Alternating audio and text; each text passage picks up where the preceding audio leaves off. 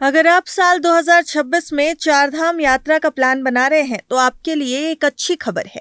इस बार यात्रा की शुरुआत 19 अप्रैल 2026 से होने जा रही है, जो कि अक्षय तृतीया का पावन दिन है। हिंदू धर्म में इस दिन को बेहद शुभ माना जाता है, इसलिए इसी दिन से चारधाम यात्रा की शुरुआत होना इसे और ज्यादा खास बना देता है। चारधाम यात्रा में हर साल लाखों श्रद्धालु उत्तराखंड के पवित्र चार धाम यमुनोत्री, गंगोत्री, केदारनाथ और बद्रीनाथ के दर्शन के लिए पहुंचते हैं। इस बार भी भक्तों में काफी उत्साह देखने को मिल रहा है। मंदिरों के कपाट खुलने की अनुमानित तारीखें भी सामने आ चुकी हैं, जिसके मुताबिक यमुनोत्री और गंगोत्री के कपाट 19 अप्रैल को, केदारनाथ के 22 अप्रैल को और बद्रीनाथ के 23 अप्रैल को खुलेंगे। यात्रा को सुरक्षित और व्यवस्थित बनाने के लिए रजिस्ट्रेशन जरूरी कर दिया गया है। श्रद्धालु ऑनलाइन वेबसाइट, मोबाइल ऐप या व्हाट्सएप नंबर के जरिए आसानी से रजिस्ट्रेशन कर सकते हैं। बिना रजिस्ट्रेशन के यात्रा की अनुमति नहीं होगी, इसलिए पहले से तैयारी करना बेहद जरूरी है। अब बात करते हैं खर्च की, जो हर यात्री के लिए सबसे अहम सवाल होता है। चार धाम यात्रा का बजट आपके ट्रैवल मोड और सुविधाओं पर डिपेंड करेगा, इसलिए आइए आपको बताते हैं कि यात्रा कब से शुरू होगी और आपके ऊपर कुल कितना खर्चा आ सकता है। सबसे पहले तो आप सबसे जरूरी जानकारी ले लीजिए।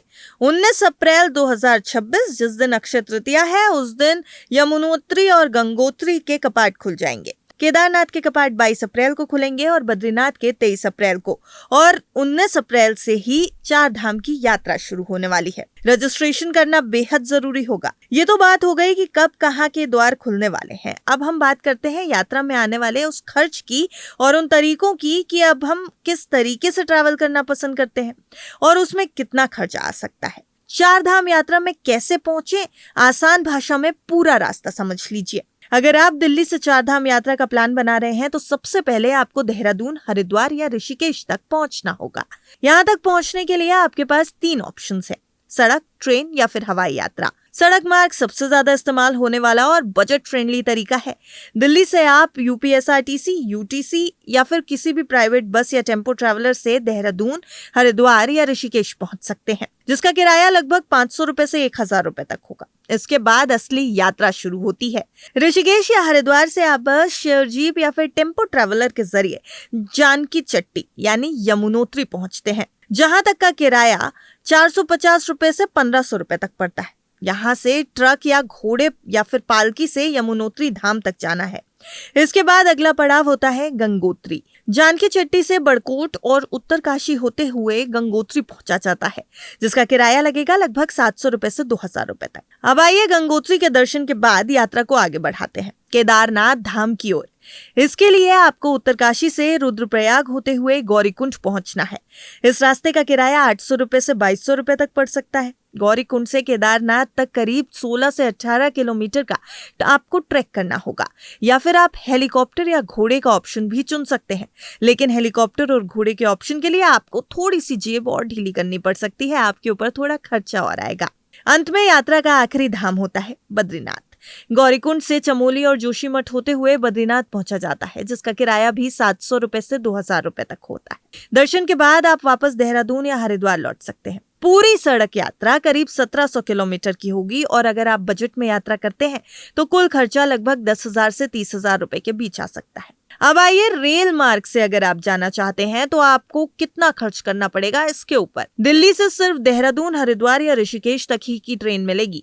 इसके लिए देहरादून जनशताब्दी, मसूरी एक्सप्रेस, उत्तरांचल एक्सप्रेस और वंदे भारत जैसी ट्रेनें अवेलेबल है, जिनका किराया लगभग 200 रुपए से 1400 रुपए तक बैठता है। इसके बाद आगे की यात्रा आपको सड़क मार्ग से ही करनी है।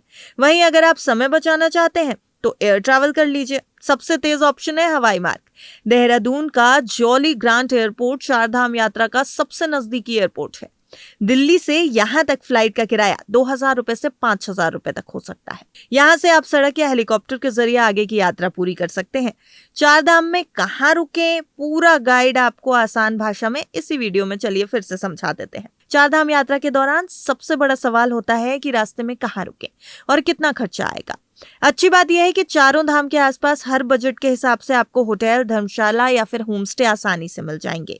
सबसे पहले बात करते हैं यमुनोत्री धाम की।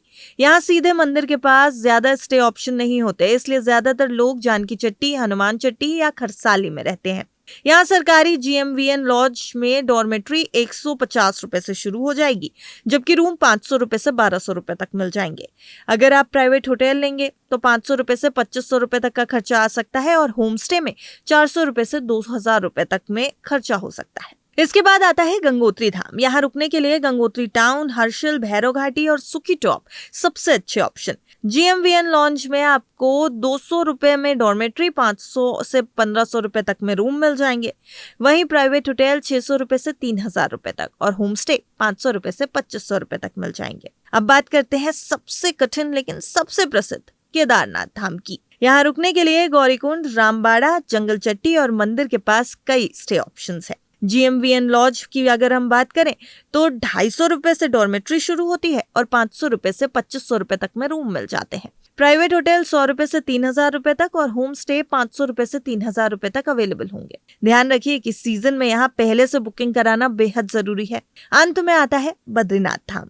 यहाँ बद्रीनाथ टाउन, माणागांव और जोशीमठ में ठहरने के लिए अच्छे ऑप्शंस हैं। GMVN लॉज में आपको 250 रुपए से डॉर्मेट्री और 500 रुपए से 2500 रुपए तक में रूम्स मिल जाते हैं। प्राइवेट होटल आपको 200 रुपए से 3500 रुपए तक और होम स्टे में 400 रुपए से 2000 रुपए तक आपको कमरे मिल जाएंगे।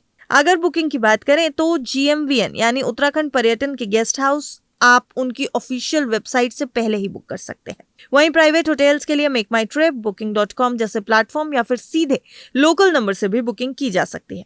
कुल मिलाकर 4 धाम यात्रा में रुकने के लिए हर बजट के ऑप्शंस अवेलेबल हैं। बस ध्यान रखिए कि पीक सीजन में भीड़ ज्यादा होती है, इसलिए पहले से बुकिंग करना ही सबसे बेहतर ऑप्शन है।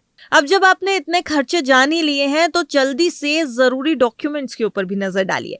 आपको ये जरूरी डॉक्यूमेंट्स कैरी जरूर से करने हैं। आधार कार्ड बेहद जरूरी है, हेल्थ चेकअप की रिपोर्ट बेहद जरूरी है और ऑनलाइन रजिस्ट्रेशन स्लिप होना जरूरी है। 4 धाम यात्रा आमतौर पर 10 से 14 दिनों की होती है, जिसमें मौसम और भीड़ के हिसाब से बदलाव हो सकता है। यात्रा के दौरान मौसम काफी तेजी से बदलता है, इसलिए गर्म कपड़े और जरूरी दवाइयां साथ रखना बेहद जरूरी है, क्योंकि ऊंचाई ज्यादा होने के कारण आपको सांस लेने में प्रॉब्लम आ सकती है, इसलिए इसका खास ध्यान रखिएगा। ध्यान देने वाली बात यह भी है कि कपाट खुलने की तारीखें मौसम और मंदिर समिति के अंतिम फैसले के अनुसार बदल सकती हैं, इसलिए यात्रा से पहले ऑफिशियल अपडेट जरूर चेक करिएगा। आपको किसी तरीके की परेशानी नहीं होनी चाहिए। कुल मिलाकर अगर आप इस बार 4 धाम यात्रा का प्लान बना रहे हैं तो अभी से तैयारी शुरू कर दीजिए। सही प्लानिंग, बजट और रजिस्ट्रेशन के साथ आपकी यात्रा आरामदायक और यादगार बन सकती है। वैसे आप जा रहे हैं क्या 4 धाम यात्रा पे? कमेंट सेक्शन में बताइएगा जरूर।